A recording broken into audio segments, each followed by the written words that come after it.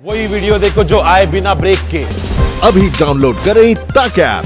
मानव संसाधन की बात चल रही है, तो क्या ये अभी जैसे आपने 10,000 बेड्स का खोला है, 5,000 बेड्स, इन सब के लिए वेंटिलेटर्स और नर्सिंग स्टाफ, डॉक्टर्स, ये सब उपलब्ध हैं कि इनके लिए एडवर्टाइजिंग तो हमने देखे नहीं है, तो कहाँ से आएंगे इन देखिए ऐसा है, हमने सपोर्ट स्टाफ? मैं बताता हूँ आपको कहाँ से आएंगे। जो रिटायर्ड कर्मचारी थे उनकी पूरी लिस्ट बनाई गई है, एक कॉल सेंटर से उनका संपर्क किया गया, उनको वापस लाने के लिए करा है, और बहुत सारे रिटायर्ड कर्मचारियों को लाए हैं। पैरामिलिट्री फोर्सेस के मेडिकल टीमों को लगाया गया, जैसे अभी एक 10,000 बेड का जो कोविड सेंटर बन रहा है, वहां पर पूरा आईटीबीपी लगा। 16,000 बेड रेलवे बना रही है, उसका पूरा सेना ने जिम्मा लिया है। ये सारी चीजें हमने मेडिकल सुविधाएं, मानव संसाधन बढ़ाने के लिए करी। कोऑर्डिनेशन की जब बात चल रही थी तब भी बार बार डिसीजंस चेंज होते हैं कि होम आइसोलेशन होगा कि नहीं होगा, कंपलसरी होगा कि नहीं होगा, दिल्ली गुड़गांव के बीच ट्रैफिक आने देंगे कि नहीं, दिल्ली नोएडा के बीच। एनसीआर का तो कॉन्सेप्ट खत्म ही सा हो गया है। ऐसा नहीं हुआ है। जहां तक कोविड का सवाल है, एनसीआर की भी मैंने मीटिंग की है, एनसीआर के सारे लोग आए थे, इनके साथ मीटिंग की है। और अभी दिल्ली का जो मॉडल बना है, मैं दोनों मुख्यमंत्रियों से बात करने वाला हूं। अरविंद जी तो लुक में है ही है, उनको साथ में रखकर ही फैसला करते हैं, परंतु उत्तर प्रदेश और हरियाणा के मुख्यमंत्रियों से भी बात करूंगा। और एनसीआर को पूरा संपूर्ण जानकारी अब तक इकट्ठा हो गई है, गृह मंत्रालय में और स्वास्थ्य मंत्रालय में आ गई। एक समन्वित रणनीति हम बनाएंगे एनसीआर के लिए, दोनों मुख्यमंत्रियों से बात कर और इसी तरह से टेस्टिंग बढ़ाना, अस्पतालों का गाइडलाइन तय करना, ये सारी चीजें एनसीआर में भी चली जाएगी। मैं आपको बताना चाहता हूं कि बहुत कोऑर्डिनेशन से हम आगे बढ़ रहे हैं और ढेर सारे फैसले लिए हमने। जब नेशनल लेवल पर बात होती तो प्रधानमंत्री जी ने भी चीफ मिनिस्टर्स के साथ मीटिंग की, आपने भी की है, लेकिन ऐसे लगता है जैसे राजनीति जो है वो हावी है even in this covid fight. Piyush ji ने ट्रेन्स का इंतजाम किया तो ममता जी ने मना कर दिया, या फिर उद्धव जी ने कहा कि हमें नहीं चाहिए अभी। तो इस सब में जो फेडरल स्ट्रक्चर है वो जैसे लग रहा था कोलैप्स कर गया। शुरुआत में तो ठीक था, लेकिन अब जैसे लगता है कि पॉलिटिक्स जो है वो हावी है। छोटी छोटी बातों को ज्यादा तूल नहीं देना चाहिए।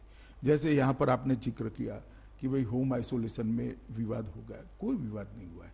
देखिए दिल्ली में जितने भी डेथ हुए थे कोविड के कारण, इनका एनालिसिस हमने एक्सपर्ट्स के साथ करा है। लगभग 50% डेथ 1 दिन से 3 दिन के अंदर एडमिशन के अंदर ही हो गए। इसका अर्थ ये होता है कि होम आइसोलेशन से व्यक्ति ज्यादा अपनी स्थिति बिगाड़ कर आता है। अब हमने रैपिड टेस्ट, मतलब एक फास्ट टेस्टिंग की प्रक्रिया चालू करी है, और उसके कारण जो पॉजिटिव पाए जाते हैं, इसमें 2 क्राइटेरिया करे हैं।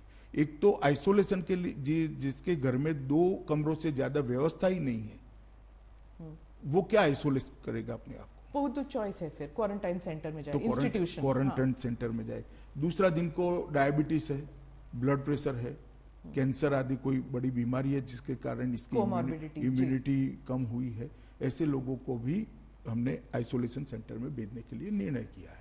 अब इस पर थोड़ी बयानबाजी होगी, राजनीति है स्मिता जी, मगर फैसलों से कोई फर्क नहीं पड़ा। जैसे मैं कहता हूं, हमारी मीटिंग के पहले दिल्ली में 25 मार्च से 14 जून तक लगभग 2,41,000 टेस्ट हुए थे, तो प्रतिदिन 4500 टेस्ट होते थे।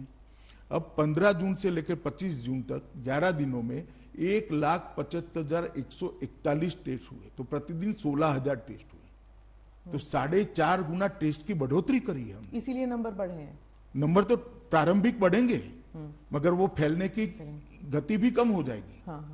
मैं ये स्पष्टता करना, कॉन्टेक्ट ट्रेसिंग भी हो रहा है, तो मैं ये स्पष्टता करना चाहता हूं कि अभी मानो 3,000 तक नंबर एक दिन 4900 4,800 तक गया, मगर अब 3,400 3,200 आता है। ये इसलिए आता है कि पहले 4500 की जगह 16,000 टेस्ट हो रहे हैं, तो नंबर थोड़ा बढ़ेगा, मगर ये जो 3,400 लोग आइडेंटिफाई हो गए, इनके आइसोलेशन के कारण वो फैलाएंगे नहीं।